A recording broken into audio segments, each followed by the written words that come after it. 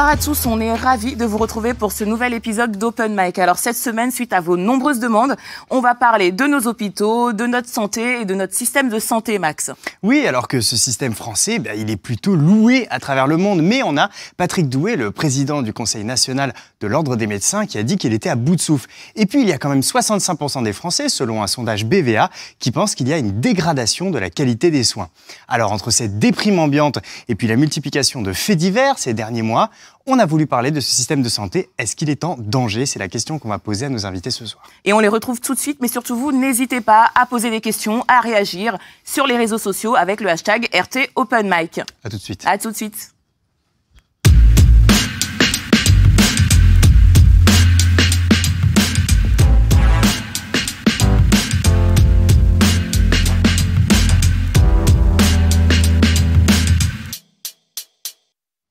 Bonsoir à tous, on est ravis de vous recevoir ce soir sur ce plateau d'Open Mic. Alors c'est suite à vos nombreuses demandes sur les réseaux sociaux qu'on va faire ce sujet sur la santé. Ces demandes que vous pouvez voir apparaître à l'écran. Le mot d'hôpital y est beaucoup revenu. On sait qu'il y a un scandale du côté des hôpitaux, l'ILAFA, comme tu l'as signalé. Beaucoup de faits divers ces derniers mois, beaucoup d'anecdotes dramatiques.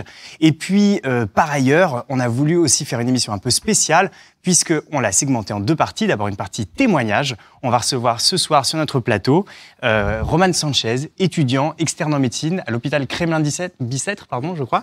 C'est ça. Cynthia, aide-soignante en psychiatrie.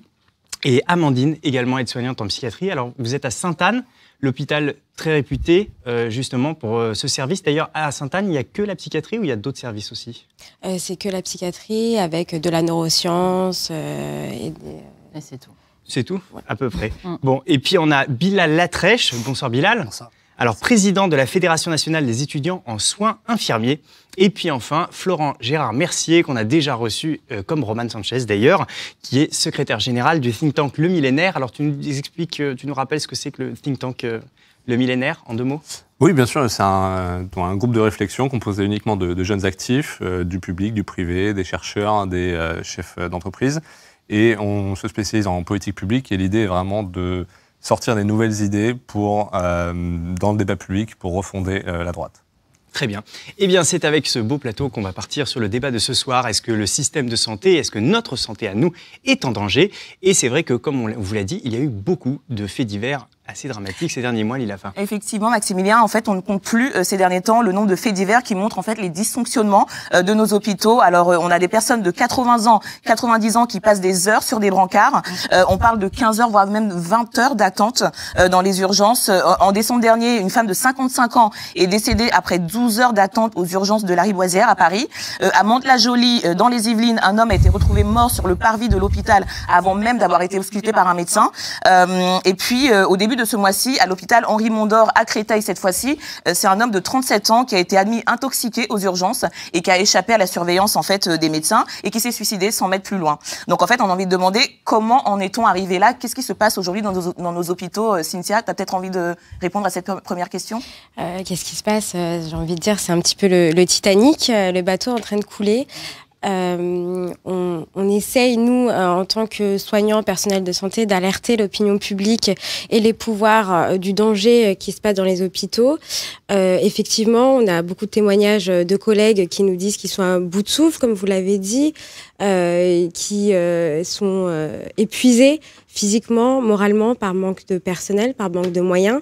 Beaucoup quittent l'hôpital public parce que clairement, ils sauvent leur peau. On a eu aussi des événements comme des suicides récemment, notamment à l'hôpital Avicenne d'un collègue médecin. C'est quand même pas anodin de se suicider sur son lieu de travail. On parle un petit peu entre nous, on se dit mais qu'est-ce qui se passe? Pourquoi l'hôpital part autant à la dérive? Les coupes budgétaires font que on est très peu par service. On essaye tant bien que mal de raccorder un peu les wagons. Vous parliez tout à l'heure de patients qui attendent pendant des heures aux urgences. Il y a une collègue qui nous a interpellés en disant voilà, j'ai commencé mon service, j'avais 3 personnes âgées sur un brancard qui attendaient dans le couloir. J'ai fini mon service, elles étaient toujours sur ce brancard à attendre dans le couloir sans avoir mangé. On ne sait pas s'ils ont vu un médecin, donc c'est quand même dramatique ce qui se passe. En fait, vous êtes débordés, quoi. Il y a aussi absolument débordés. Quand vous venez à l'hôpital et que vous voyez des soignants qui courent dans tous les sens, le seul lien qu'on a, la seule chose qu'on dit, c'est on n'a pas le temps. Parce qu'on court partout dans tous les sens, parce qu'on est très peu dans les services et qu'on a énormément de tâches à accomplir. Est-ce que toi, tu as l'impression, tout à l'heure, tu me parlais d'usine carrément quand on parlait de ton service. Tu peux en dire plus ? C'est simple, une usine, c'est des grosses quantités en moins de temps possible. C'est ça en fait. On nous demande de prendre en charge des humains, qui ne sont plus humains, qui sont des numéros de dossier. Une jambe cassée, une appendicite, voilà. On nous demande de les prendre en charge le plus rapidement possible, avec le moins de gens possible. Et forcément, on n'est pas magicien, on est des êtres humains. Et il arrive un moment où on n'y arrive plus. D'autant plus qu'on nous demande aussi beaucoup de travail administratif.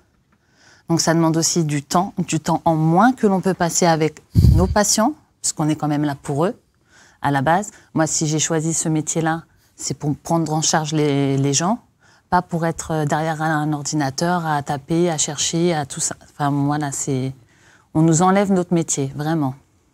Mais alors, on ne va pas rentrer trop vite dans la politique, puisqu'on a Florent Aubert et Sophia Ossini qui vont nous rejoindre tout à l'heure pour cette partie-là. Mais malgré tout, il y a eu, paraît-il, une réforme Hollande.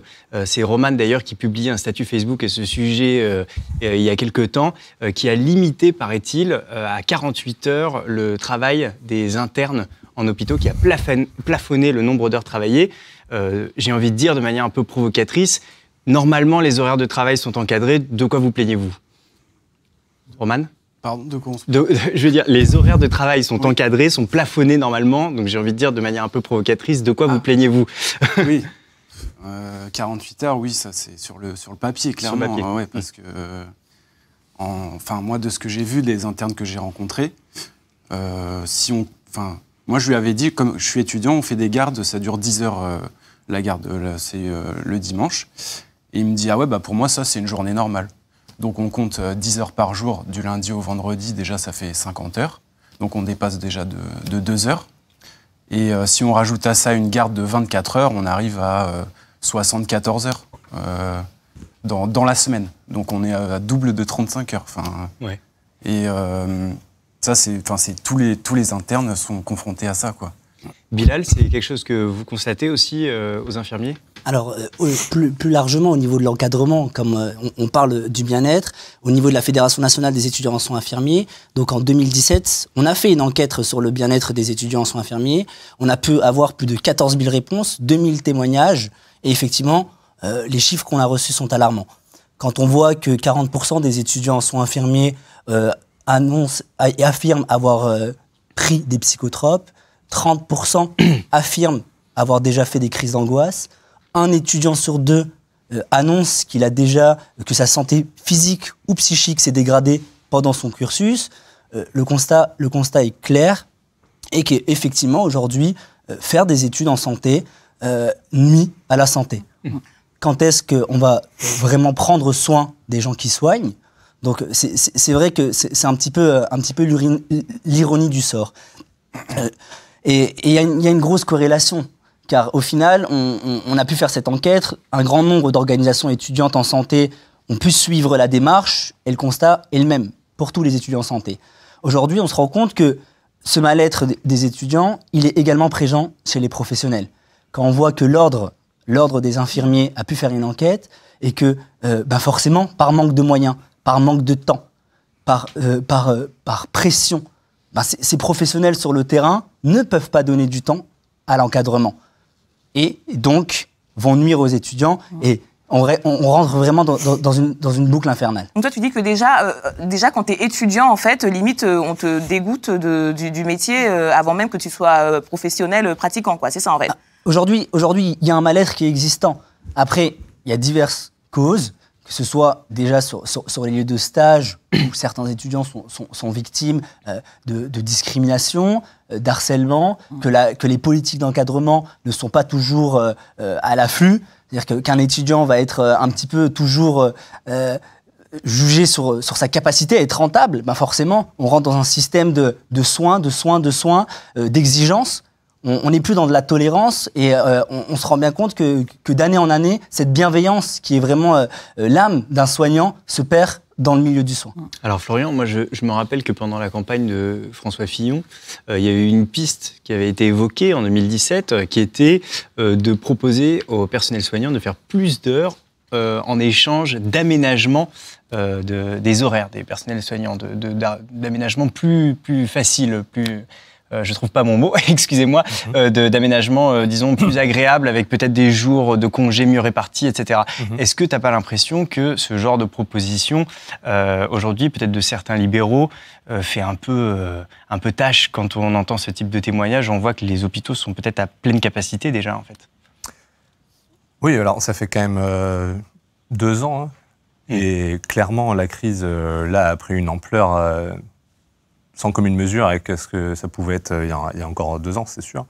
Il est clair que les réductions d'effectifs et les réductions de budget, aujourd'hui, ont complètement taillé dans les réserves en finale de l'hôpital et que donc on est à un point de rupture qui est clair. Tous les retours le montrent, tout le montre.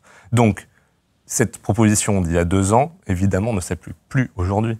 Et de la même manière qu'il faut impérativement pérenniser, par exemple, les budgets et les effectifs de notre armée, il est évident que pour tout ce qui est personnel hospitalier, on est dans la même cas de figure aujourd'hui. La crise est telle que on ne peut plus couper de cette manière-là. On a besoin d'un changement de paradigme avec un changement systémique global si on veut réussir à la fois à contenir les coûts tout en gardant un niveau de soins et de santé des soignants eux-mêmes correct.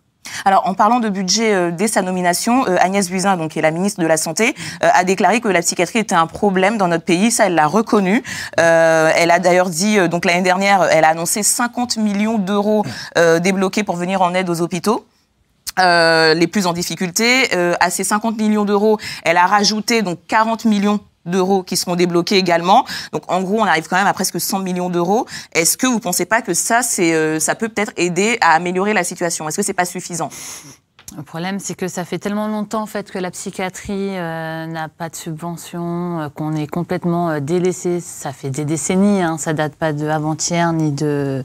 C'est très ancien. Donc, pour rattraper la différence qu'il peut y avoir, c'est bien, mais c'est pas suffisant. C'est quand même la première fois depuis très longtemps qu'une ministre de la Santé reconnaît quand même que la psychiatrie, c'est pas possible. Et d'ailleurs, elle va même créer 10 postes, je crois, de pédopsychiatre, parce que c'est un poste aussi qui est en totale disparition. Donc, on voit qu'il y a quand même un effort qui est fait dans ce sens-là.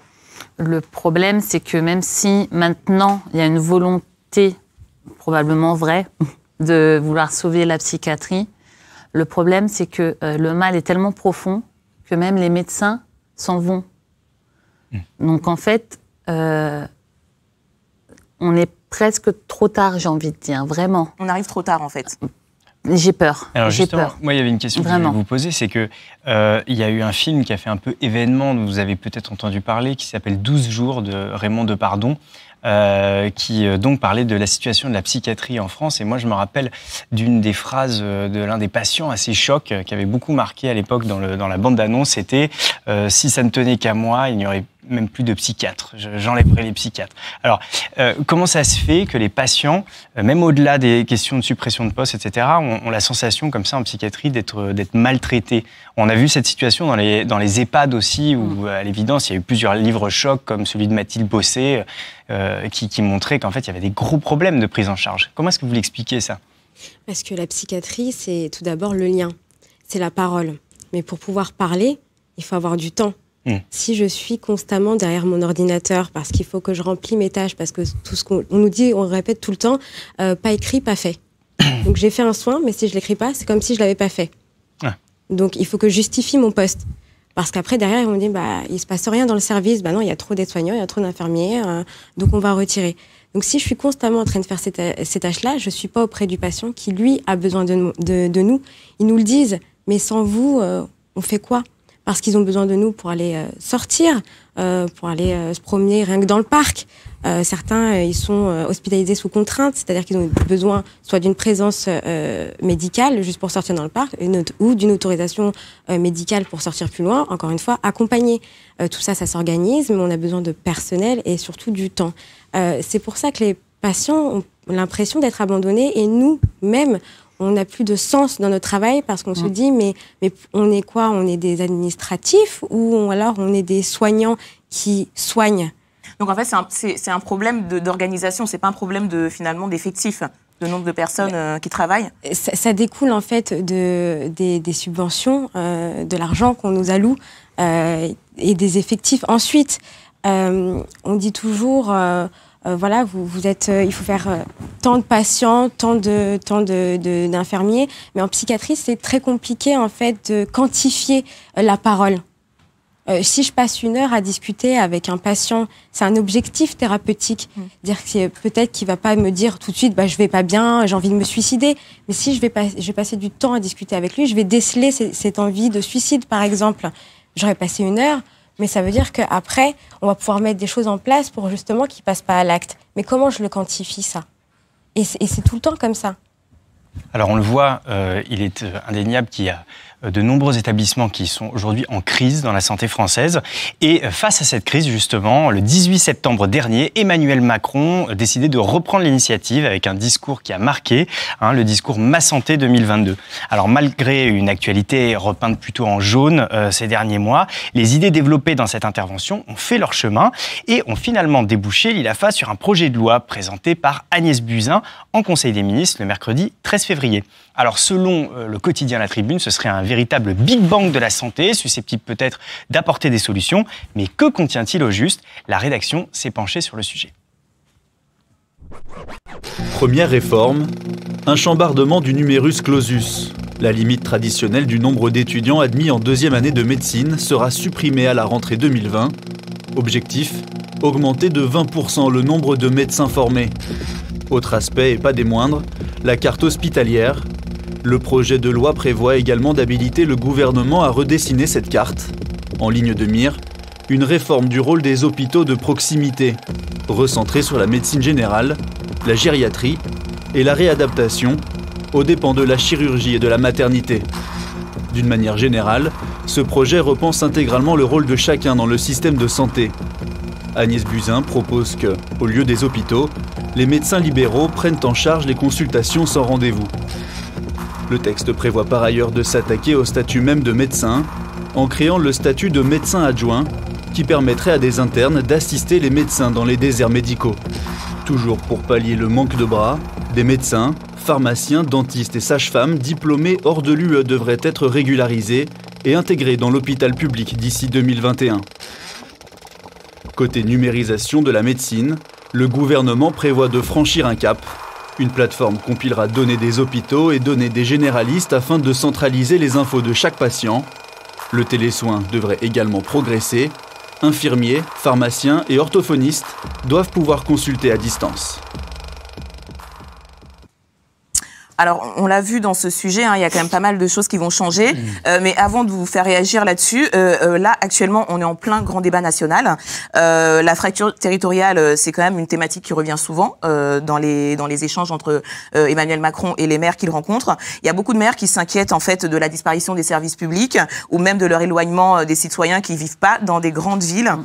Alors, la première question, c'est est-ce que c'est vraiment le bon moment pour présenter cette réforme, alors que pendant ce grand débat national, il va justement y avoir des idées qui vont remonter, qui pourraient quelque part impacter ce projet de loi. Bilal, tu as peut-être envie de répondre à cette question? Est-ce que c'est le bon moment? Est-ce que c'est pas trop tôt? Je pense qu'il n'y a pas de bon moment, mais par contre, le constat, il est clair, c'est qu'on arrive notre système de santé arrive à un bout de souffle. Après, effectivement, au niveau des cadres législatifs, il y a un calendrier à respecter, et ce qui fait qu'au niveau des concertations, tout est précipité. Mais voilà, je pense qu'il n'y a pas de bon moment, mais en tout cas, il y a des mesures d'urgence à prendre. Et donc, c'est en ce sens que les annonces ont été faites. Maintenant, il faut vraiment être attentif à ce qui s'écrit, à ce qui va s'inscrire dans la loi, pour que justement le projet de loi soit à la hauteur de ses ambitions et qu'on puisse aboutir et redonner un appel d'air à notre système de santé. Est-ce qu'il y a des éléments dans ce projet de loi qui, toi, te rendent plutôt optimiste, en fait, qui te font dire que oui, on va dans le bon sens? Déjà, effectivement, la philosophie du projet de loi est intéressante et elle va dans le bon sens. Après, il y a certains éléments qui nécessitent une certaine réflexion, qui nous disent, alors notamment par rapport au volet de la réforme des études de santé. Aujourd'hui, c'est vrai qu'on se demande pourquoi un même gouvernement ne met pas plus de liens entre les réformes qu'il met en place. Quand on sait que le processus d'intégration universitaire a commencé depuis 10 ans pour les formations sanitaires et sociales, on aurait pu utiliser cette réforme des études de santé en levier pour propulser cette intégration et que, pour rappeler l'objectif même de cette réforme des études de santé, c'était de lutter contre une sélection par l'échec, rappelons-le par la PACES, lutter contre le gâchis humain, permettre une orientation progressive des étudiants, permettre plus de porosité entre les professionnels. Et aussi, il y a quelque chose qui se perd et qu'on ne voit pas forcément transparaître dans ce projet de loi, c'est qu'aujourd'hui, il faut arrêter de penser soins, et il faut penser santé. Il faut accepter le fait qu'un jeune aujourd'hui a peut-être besoin plus d'1 an pour s'orienter, pour savoir la profession qu'il va vouloir exercer. Il faut aussi accepter le fait qu'aujourd'hui, 15 à 20% des jeunes ne vont jamais pratiquer la profession dans laquelle ils ont été diplômés. Pas parce que ça ne leur plaît pas, parce qu'aujourd'hui, on ne prend plus en charge les patients de la même manière. Aujourd'hui, eh ben oui, il y a tous les métiers de promotion à la santé, tout le volet prévention, tout ce qui va être manager en santé, et sans parler du numérique avec l'émergence des nouveaux métiers, ça c'est un constat. Donc, il y a vraiment cette appétence à vouloir poursuivre ses études et il est indispensable qu'aujourd'hui, on puisse permettre à ces jeunes de s'orienter déjà vers le monde de la santé. Alors, justement, dans ce projet de loi, il y a un nouveau métier, en fait, qui est mentionné, qui est celui d'assistant médical. C'est assez flou et l'Ordre des infirmiers a même exprimé ses craintes de voir finalement la création d'infirmiers qu'il nomme low cost. Qui serait en fait subordonné aux médecins. Est-ce que finalement, ce nouveau métier, ça pourrait pas être vu comme une aide pour les infirmiers et un poste qui permettrait quelque part de les décharger un peu d'une partie de leur travail? Alors, au niveau des assistants médicaux, effectivement, vous l'avez très bien souligné, c'est quelque chose qui est très flou à l'heure actuelle. Donc, on n'arrive pas à identifier quel va être le cadrage qui va être donné à cette fonction, pour pas dire métier. Et effectivement, c'est un petit peu... quand on voit assistants médicaux, on conserve au final l'idéologie qu'a notre société, d'avoir toujours cette vision médico-centrée. On se questionne sur le fait de pourquoi pas un assistant en santé, pourquoi pas mettre une profession au service du patient. C'est comme dans la définition aujourd'hui même de l'équipe de soins primaires, donc soins coordonnés autour du médecin. Il faut réussir à se reposer peut-être les bonnes questions et se dire, on travaille pour qui? On travaille pour servir le patient, notre réflexion doit se tourner autour de lui, et donc de réussir à aller plus loin. Donc voilà, effectivement, il y a pas de, on est plus dans le questionnement à l'heure actuelle concernant cette fonction, mais on verra et on espère que ce sera rapidement encadré. Alors Cynthia, Amandine, est-ce que cette réforme, vous en parlez dans votre service? Est-ce que vous avez des mesures qui pour vous ont l'air d'aller dans le bon sens ou pas? Ou alors est-ce que vraiment le lien est complètement rompu entre certains personnels de santé et puis le gouvernement? Le lien est rompu. Ouais. Sincèrement, le lien est rompu. On n'attend plus rien de la politique, on n'y croit plus. Mais sincèrement, on n'y croit vraiment plus. C'est pour ça qu'il y a de plus en plus de collègues qui changent de métier, qui quittent la santé. Tu as déjà pensé, toi, à changer à te reconvertir? Pas encore. Pas encore. Oui. Non, il y a encore de l'espoir.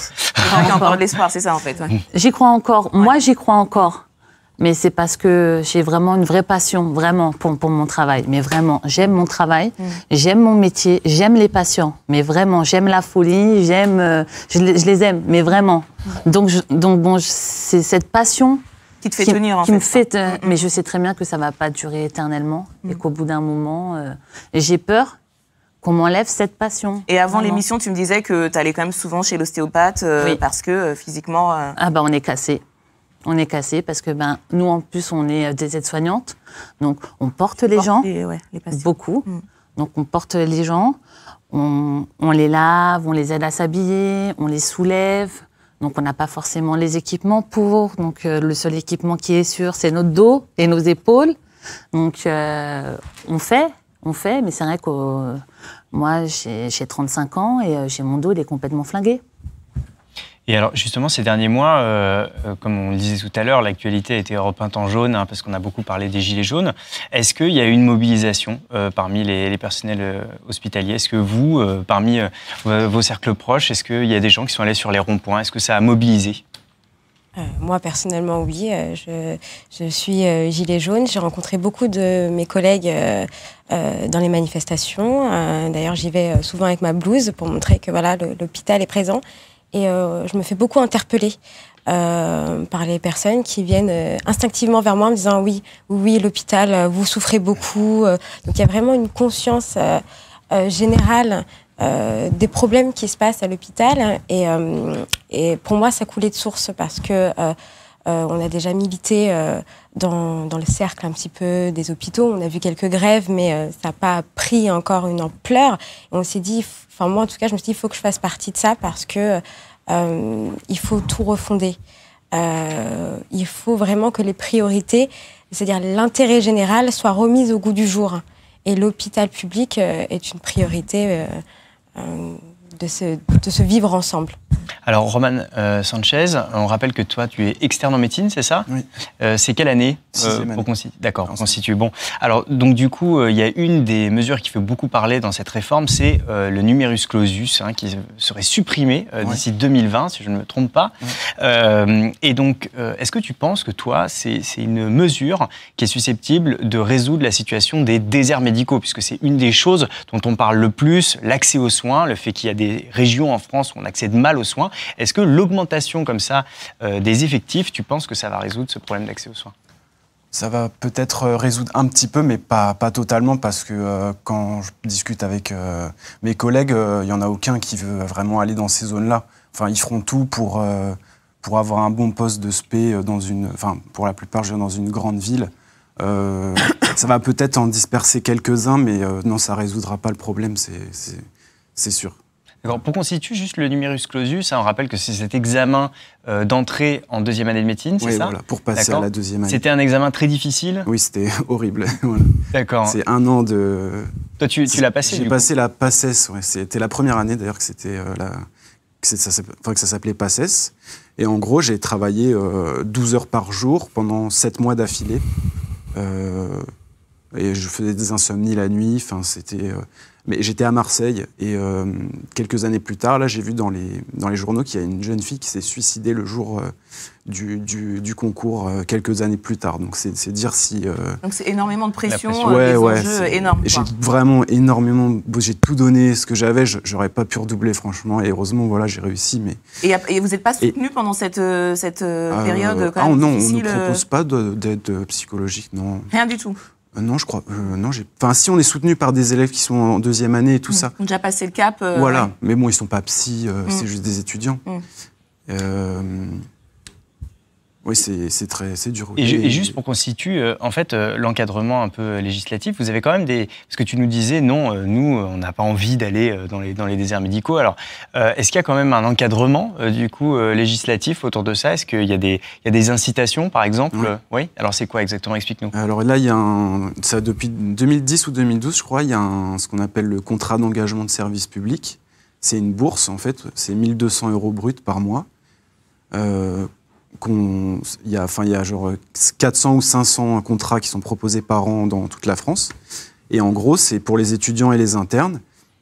Si on choisit de bénéficier de cette bourse, on touche donc pendant un certain nombre d'années les 1 200 € par mois. Et en échange, on devra le même nombre d'années aller dans une zone, un désert médical, et on devra exercer. Donc l'aspect qu'on aura choisi, mais souvent c'est médecin généraliste qui est proposé. Et à l'inverse, si en ville, tu t'installes trop près d'un autre médecin déjà établi, tu es sanctionné, c'est ça? Oui, j'étais chez un médecin généraliste et elle me racontait que quelqu'un s'était installé, un médecin juste pas très loin d'eux, et qui était en train de lui faire un procès pour qu'elle s'en aille, parce qu'il y a des lois, il faut respecter des distances, voilà, c'est comme ça, on ne peut pas faire n'importe quoi. Il y a une carte de la santé, en fait. Et toi, t'as pas des collègues qui acceptent d'aller dans des déserts médicaux, des zones rurales, hein, enfin en gros, par idéologie en fait, par engagement? Non, franchement, je suis désolé. C'est la dépression. Non, mais on peut non, c'est pas ça. imaginer un truc où, voilà, t'as des jeunes médecins qui se disent non mais voilà, là il y en a bien sûr complètement largués. Après, on a envie de. Il y en a qui viennent de là-bas, donc là c'est. Qui retournent finalement de leur lieu d'origine. Oui. Ouais. Ça existe bien sûr, mais sinon les Parisiens non. Pas trop, il n'y en a vraiment pas beaucoup, quoi. Enfin, pourquoi? Parce que faut aller à la campagne, c'est plus difficile, c'est une surcharge de travail énorme, on est tout seul face à des centaines de personnes. Il n'y a personne à la ronde, et voilà, enfin, les gens, ils veulent être... Il n'y a rien d'attractif là-dedans, quoi, en fait, en gros. Ouais, les jeunes, aujourd'hui, sont super connectés, tout ça, ils ont envie que ça bouge un peu, quoi. Bon, écoutez, en tout cas de dépression, on a Cynthia et Amandine qui, après l'émission, pour assurer un soutien psychologique. Bilal, est-ce que... Oui. Cela dit, moi, j'ai signé un de ces contrats. D'accord. Tu vois, tu vas faire partie des gens... Attends, tu te moquais de moi, mais en réalité, il y a des jeunes qui se disent... Mais ouais, j'y vais par contre. Voilà, pourquoi tu fais ça, du coup? Parce que je voulais faire médecin généraliste, et comme c'est surtout des postes de médecin généraliste, ça me convenait. Et en plus, comme je viens du 77, un peu la campagne et tout, je vais faire comme je vous ai dit tout à l'heure, je vais retourner un peu dans mon bled, même si ça reste le 77, c'est pas loin de Paris et tout ça. Mais voilà, donc je me suis dit, autant en profiter, d'avoir les sous, et puis en plus d'être aidé, accompagné étape par étape, on vous trouve des endroits, on vous propose on vous aide et tout, donc ça m'arrange d'être aidé, suivi. Bon, Romane, voilà. Cynthia, Amandine, merci beaucoup d'être venus ce soir apporter votre témoignage. Cynthia et Amandine, vous êtes attendues en régie pour changer de micro. Et puis Romane, tu vas pouvoir t'installer à la table ici. Voilà. Merci beaucoup. Merci. On va continuer du coup avec Sophia Ossini, candidate du Parti communiste aux européennes, et Florent Aubert, coordinateur pour Students for Liberty France. Oui, alors on nous dit en régie du coup que Cynthia reste là, mais que c'est Amandine qui va en régie. Voilà. Bon. Donc, pardon pour cette petite interruption, cher public. On va continuer le débat. Doit-on changer de système, en fait, doit-on réformer ce modèle politique français qui est très axé autour de l'État-providence, du soutien public à la santé? C'est ce dont on va parler tout de suite. Alors, on va bientôt recevoir donc Florent Aubert, qui se définit comme libertarien, qui milite au sein de Students for Liberty France. Alors, Florent, tu peux venir t'installer en plateau. Bonsoir. Bonsoir. Ravi de te recevoir. Là, voilà. Oui, tu peux t'installer ici, c'est très bien. Alors, Florent, rappelle-nous en 2 mots, même si on a déjà reçu plusieurs membres de Students for Liberty, ce que vous faites à Students for Liberty. Donc, Students for Liberty, c'est une organisation en fait étudiante avant tout, qui a pour but en fait de diffuser les idées libérales qui en France sont caricaturées, c'est le mot qu'on puisse dire, et puis cela dans tous les domaines, que ce soit les libertés politiques, économiques ou sociales. D'accord. Alors du coup, on attend Sophia qui va arriver, Sophia qui va venir répondre du coup à Florent et à Florian. Alors du coup, en attendant que Sophia arrive, est-ce que tu as envie de réagir à ce que toi tu as entendu jusqu'à présent? Oui, bien sûr. Ce qui est frappant quand même, c'est l'administratif qui revient souvent dans la bouche donc, de Cynthia et d'Amandine, de Bilal également. Ça leur prend apparemment beaucoup de temps. Et les chiffres le montrent de toute manière. Il y a beaucoup trop d'administratifs, beaucoup trop de... Trop d'État, quoi. Trop de paperasse. Aussi. Trop d'État aussi, mais c'est lié, mais c'est pas exactement le sujet. Ouais. Mais effectivement, on les pousse à faire beaucoup trop de paperasse, pour le dire comme ça. Et ils n'ont pas assez de temps avec les patients. Et ça s'en ressent. Et ce serait quoi la solution pour toi? La solution, c'est déjà, en France, on a 35% des personnels de santé qui sont de l'administratif. Quand on compare à d'autres pays avec des systèmes plus performants, parce que la France, on a oublié de le dire, mais la France, le système de santé qui est tout le monde entier nous envie, c'est plus la réalité. D'ailleurs, je ne suis pas le seul à faire le constat, il n'y a pas que des libéraux qui font le constat. On est aujourd'hui 15e, je crois. 14e. 14e. Donc il y a beaucoup de pays avant nous, des pays généralement qui ne sont pas aussi étatisés, qui ont mené des réformes. Et encore une fois, donc, pour quand même terminer sur ce point administratif, 35% des personnels de santé en France sont des administratifs, donc des gens derrière des bureaux. Et quand on compare à des pays qui sont quand même bien plus performants, bien avant nous dans ce classement, c'est 20, 22%, 24% de gens administratifs. Donc il y a un gros contingent de gens qui mangent en fait toutes ces ressources qui pourraient être allouées à une meilleure un des meilleurs soins. Toi, tu voudrais plutôt libéraliser quelque part le système de santé, et en même temps, on voit bien dans les systèmes où l'État ne se préoccupe plus en fait de la santé des populations, des inégalités qui explosent en fait. Aux États-Unis, par exemple, moi j'ai trouvé un chiffre, l'espérance de vie a même reculé en 2016 pour la 2e année consécutive, donc c'est du jamais vu depuis les années 60. Donc alors on voit bien que là ça fonctionne pas en fait. Bien sûr, non mais c'est pas du tout ce que je dis, c'est pas du tout ce que je prône. D'abord, les États-Unis, c'est pas un modèle libéral, loin de là, même si c'est souvent ce qu'on dépend en France. Il faut savoir qu'aux États-Unis, ils dépensent 17% de leur PIB dans la santé. En France, c'est à peu près 11,5%. Et d'ailleurs, c'est de loin le seul pays qui dépense autant. Les pays comparables, c'est toujours entre 8 et 12. Donc on se rend compte qu'ils mettent beaucoup d'argent, mais ils ont des résultats très très moyens. Il y a plein de raisons qui peuvent expliquer ça. Il y a également la même chose qu'il y a en France, c'est-à-dire un numerus clausus qui est très très fort aux États-Unis, avec beaucoup aussi de frustration et d'échecs parce qu'ils arrivent, ils font 4 ans d'école, donc de fac de médecine, pour ensuite ne pas arriver à trouver en fait des positions d'interne. Et il se passe qu'il y a très très peu finalement de médecins comparé à la population. Et la même chose qu'en France, beaucoup ne veulent pas aller dans l'Oregon, beaucoup ne veulent pas aller dans le Wyoming, ils vont sur la côte est, sur la côte ouest. Et du coup, c'est aussi une des raisons qui font que la santé, effectivement, et le système de santé est peu efficace aux États-Unis, c'est aussi ce numerus clausus. Alors on a Sophia Ossini qui nous a rejoint en plateau également. Bonsoir Sophia. Bonsoir.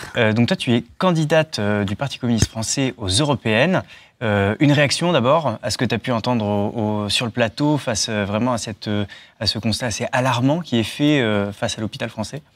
Alors beaucoup de sujets en effet, et j'ai été assez touchée et frappée en fait, notamment par les témoignages de Cynthia et de sa collègue, où en fait on voit que cette question en fait de la santé et de notamment de cette réforme à venir est en réalité directement corrélée, bien évidemment, au sujet de l'Europe, mais aussi en fait à d'autres sujets comme les dotations en fait des territoires, encore une fois, les plus éloignés, pas seulement le milieu rural, mais aussi les banlieues. On le voit d'ailleurs en Ile-de-France où en fait les déserts médicaux existent également aux portes de Paris où notamment dans certains services il n'y a juste pas de médecin, comme par exemple dans le 93 où il est par exemple très compliqué d'avoir accès à un gynécologue, où il y a des villes comme Bobigny par exemple où il y a tout simplement 0 gynécologue.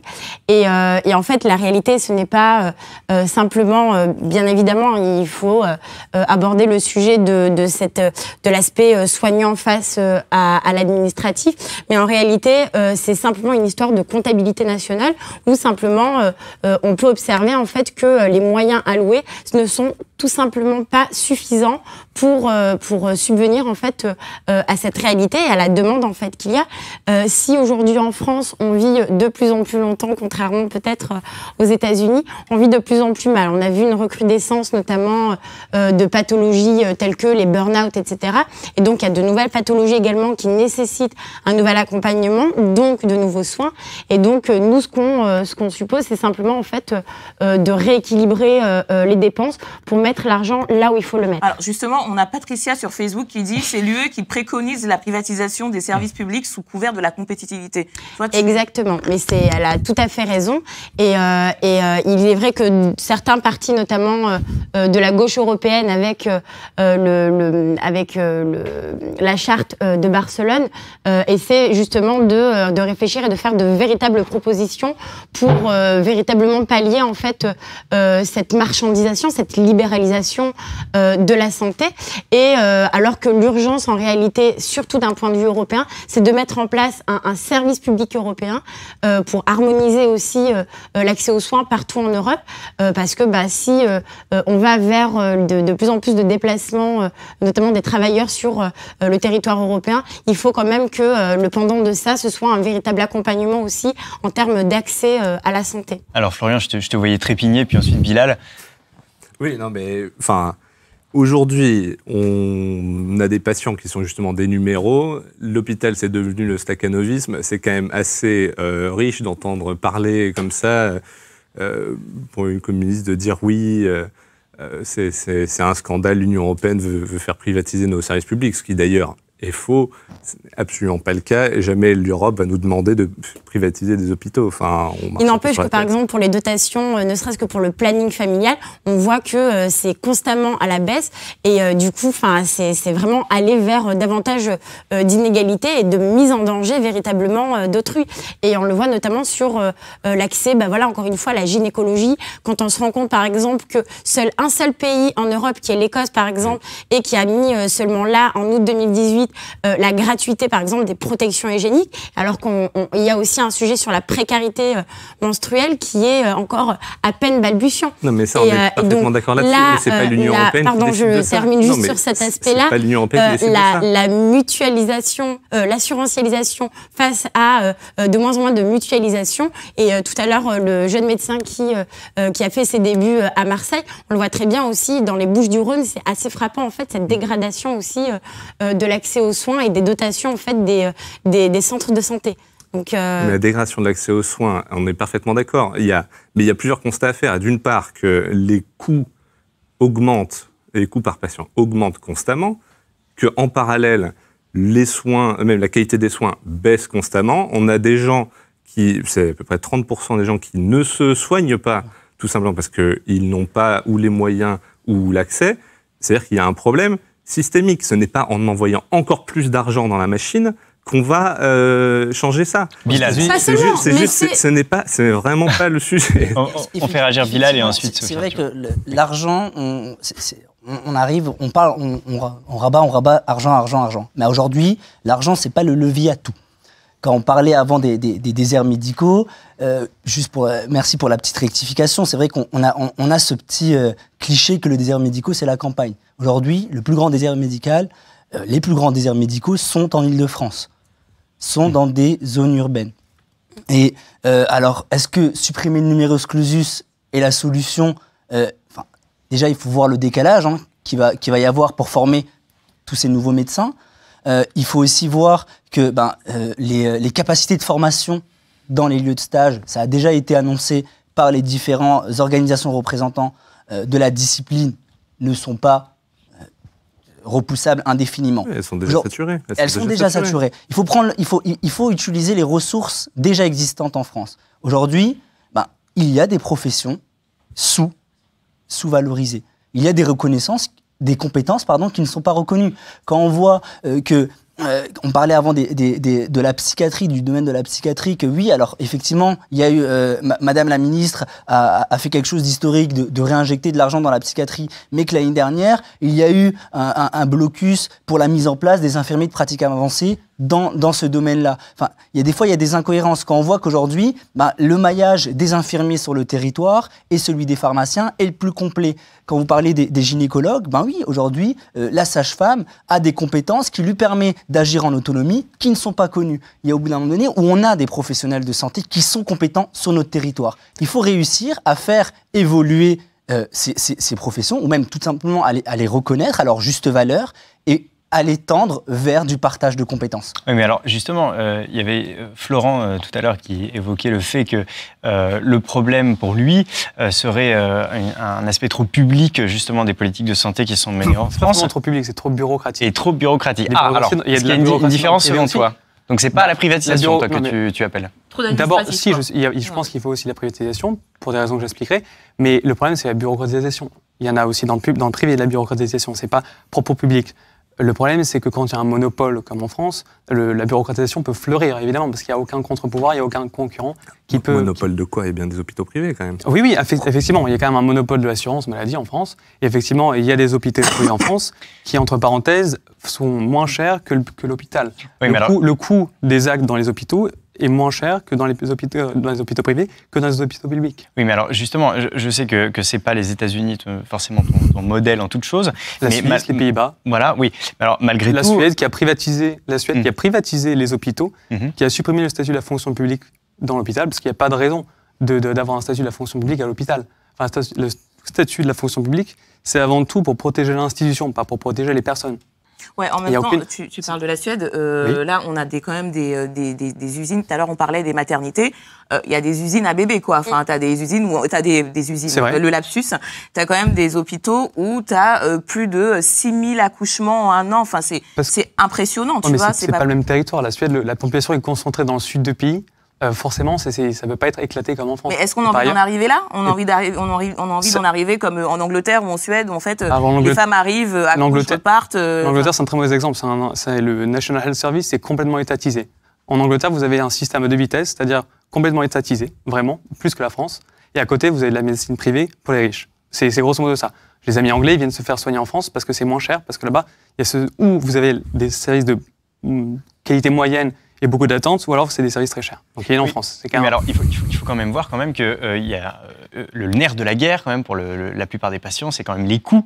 Or, justement, dans certains systèmes privés, alors à nouveau, je vais prendre l'exemple des États-Unis, mais on paye très très cher. Typiquement, on paye $9 000 par an par habitant, et on a un système qui est quand même très dégradé, qui produit pas forcément de bonnes performances. Est-ce qu'il n'y a pas un risque énorme d'explosion des coûts, Florent, et puis après Bilal? Oui, alors c'est ce que je disais plus tôt. Les États-Unis, c'est vraiment pas un bon exemple.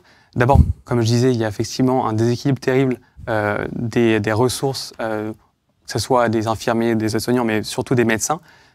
Et puis, il y a aussi beaucoup de lobbying aussi, il faut le rappeler. D'ailleurs, en France, c'est ce que disait Bilal un peu plus tôt, il y a des compétences qui pourraient être bénéficiaires pour les patients et qui sont finalement pas utilisées, simplement parce que chacun défend sa chapelle. Les infirmiers ne veulent pas que les aides-soignants fassent certains actes que les infirmiers font. Les médecins ne voudraient pas que les infirmiers fassent des actes.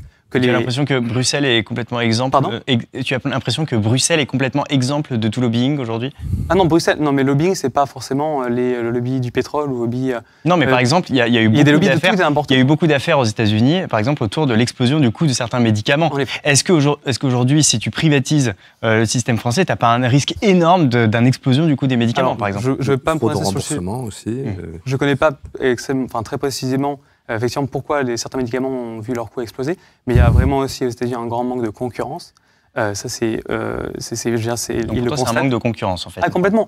Je vois pas qui aujourd'hui va... La mise en concurrence du service public et notamment de la santé est juste ultra dangereux et on le voit déjà notamment dans la renonciation des couches les plus populaires. Non, mais le financement... À certains actes médicaux comme notamment l'optique, comme les frais dentaires, comme encore une fois les maternités, etc.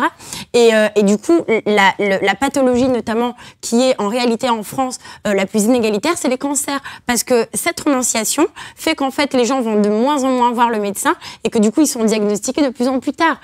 Donc à un moment donné, la mise en concurrence, c'est véritablement la mise en danger d'autrui. Et il est de notre responsabilité de conserver ce modèle et de l'appliquer aussi à un niveau européen pour essayer d'imaginer un véritable modèle social de santé en Europe. Alors, et ça, c'est une urgence. Je sais que tu présentes une liste, donc tu vas parler de l'Europe, mais déjà, essayons de nous attacher à améliorer ce qui se passe en France avant de penser à l'Europe. Oui, mais les choses se passent à Bruxelles. Par ailleurs, la concurrence... à Bruxelles que ça se décide et qu'après, les choses sont appliquées. Là, en effet, cette loi qui va être présentée par Madame la ministre Agnès Buzyn est en réalité complètement copié-collé de les préconisations et de ce qui est les directives, puisque c'est de ce dont il s'agit, des directives européennes. Qui sont surtransposées en France. C'est-à-dire que Bruxelles va avoir certaines exigences et en France, on est spécialiste, pas forcément que dans la santé, on va surtransposer, c'est-à-dire, ça veut dire aller encore plus loin que Bruxelles soit allé et ça peut poser des problèmes. Par ailleurs... Bilal, je vois que tu as envie de réagir depuis tout à l'heure. Non, mais simplement pour la concurrence. La concurrence, je vois pas où ça met en danger. Je veux dire, on a parlé récemment des lunettes. Vous savez, là, le prix des lunettes a descendu en flèche. Grâce à qui? Grâce à un entrepreneur qui s'appelle Marc Simoncini. Je ne vais pas citer la marque, j'aime pas ça. Oui. Mais il a permis de diviser le coût des lunettes par 4. Parce qu'avant, il n'y avait pas de concurrence. Si vous voulez, et qui va aujourd'hui se plaindre que Free est arrivé dans le secteur des télécoms? Je pense que peu de gens vont se plaindre d'avoir leur forfait de téléphone à 20 € au lieu de 50 €. La concurrence, il faut arrêter aussi de tout le temps blâmer la concurrence. Moyennant quoi, on a un service quand même de couverture, par exemple, au niveau téléphonique, qui n'est pas le meilleur. Nullissime. Et il n'y a pas la 5G. Donc ça a des problèmes. Pour nos téléspectateurs, pour juste préciser ce que disait Sophia Ossini, elle fait allusion donc à ce qui s'appelle la GOPE, les grandes orientations des politiques économiques, qui est une feuille de route qui est transmise par l'Union européenne aux États afin de les inciter à faire telle ou telle réforme dans leur politique. Bilal, tu voulais réagir? Oui, réagir sur 2 points. Sur le volet de la privatisation et déjà aussi quel est aujourd'hui notre objectif, c'est de permettre de garantir l'accès aux soins. Et qu'on se le veuille ou non, et du coup là je vais parler pour les étudiants que je représente, aujourd'hui il y a une précarité grandissante, encore plus chez les étudiants qu'avant. Et quand on sait que près de 12 à 17% des étudiants renoncent aux soins par souci financier, ça peut être impensable de voir s'enflammer ce marché. Quand on parlait des tâches administratives, ça remet un focus sur un point important qui est dans la réforme, sur la pertinence des soins. Sur aujourd'hui, comment re-questionner la fluidité et le parcours de soins du patient. Comment faire en sorte que justement, quand un patient il va arriver, on parlait avant du milieu hospitalier, on va pas lui prendre l'attention une fois, une demi-heure après, par inadvertance, on va lui reprendre l'attention alors que ça a déjà été fait, et donc une répétition sans cesse des actes qui pourraient être évités, et donc un gain de temps auprès du patient. Toutes ces tâches administratives, vraiment, il faut prendre le problème à l'envers et investir vraiment sur le volet préventif aussi. Parce qu'aujourd'hui, quand on voit que les patients vivent de plus en plus longtemps, on soigne plus la maladie de la même manière. La meilleure façon de la soigner aujourd'hui, c'est qu'elle n'arrive pas. Quoi de mieux que prévenir quelque chose? Et aussi, c'est vraiment un petit peu un sujet tabou, la santé. Mais la santé, ça se résume pas aux étudiants en santé, ça se résume pas au milieu hospitalier. La santé aujourd'hui est un sujet de citoyenneté. Chaque élève, chaque citoyen français se doit d'être sensibilisé et se doit d'être acteur de sa santé. On va terminer cette émission avec une remarque de Lonia sur Facebook qui dit « Va-t-on vers un système de soins anglo-saxons où seuls les nantis auront la chance d'être soignés ?» On va commencer par toi, Cynthia. C'est un petit peu ce qu'on a peur, nous, les hospitaliers, c'est-à-dire que nous qui accueillons des populations parfois défavorisées, on se dit mais quel est leur avenir dans le milieu de la santé? C'est-à-dire qu'on veut quoi, un futur dispensaire pour ceux qui n'ont pas d'argent, et puis pour ceux qui ont les moyens, de grands hôpitaux avec des moyens. Sophia, en un mot. En effet, oui, c'est la crainte, et on le voit notamment dans la politique d'Emmanuel Macron et dans les revendications des Gilets jaunes, toujours sur ces histoires de manque de moyens, de manque de personnel, d'un système véritablement à bout de souffle. Et encore une fois, en fait, si on n'est pas ultra vigilant en se disant, en fait, le service public, la santé, ce n'est pas un droit, c'est un conquis social. Des gens se sont battus, en fait, pour qu'on ait ces droits-là, et il nous incombe à toutes et tous, en fait, de pas laisser faire. C'est cette idée, par exemple, de laisser des pharmaciens faire certaines prescriptions. Il y a en effet des professionnels de santé qui sont spécialisés dans certains domaines. Chacun, en réalité, son rôle. Et malgré tout, en fait, l'argent est quand même un peu la clé de voûte, en réalité, de ces questions-là. Et injecter l'argent là où il a besoin d'être me paraît une urgence. Florent, une dernière réaction avant de rendre l'antenne. Oui, alors d'abord le système anglo-saxon dont on parlait. Encore une fois, je le rappelle, l'Angleterre, c'est étatisé complètement. Donc, c'est pas forcément un bon exemple. Et ensuite, il y a d'autres pays anglo-saxons. Il y a l'Australie, il y a la Nouvelle-Zélande. Saxon, c'est aussi l'Allemagne ou les Pays-Bas qui ont des systèmes sociaux qui sont devant nous, entre parenthèses, dans les classements et qui sont moins chers. Nous, on dépense 11,5. Eux, c'est entre 7 et 9. Donc, si vous voulez, il faut remettre les choses dans leur contexte également. Bon, le débat, en tout cas, n'est pas terminé. Il va continuer dans les commentaires sur le hashtag RT Open Mic. Nous, on a été très heureux de vous recevoir cette semaine. Merci à vous tous. On vous retrouve donc dans 2 semaines pour la prochaine émission d'Open Mic. D'ici là, évidemment, n'hésitez pas à nous faire part des prochains sujets, de vos suggestions, de vos retours, même de vos mouvements d'humeur par rapport à nos émissions. Salut, à dans 2 semaines. Merci, à dans 2 semaines. Salut, salut.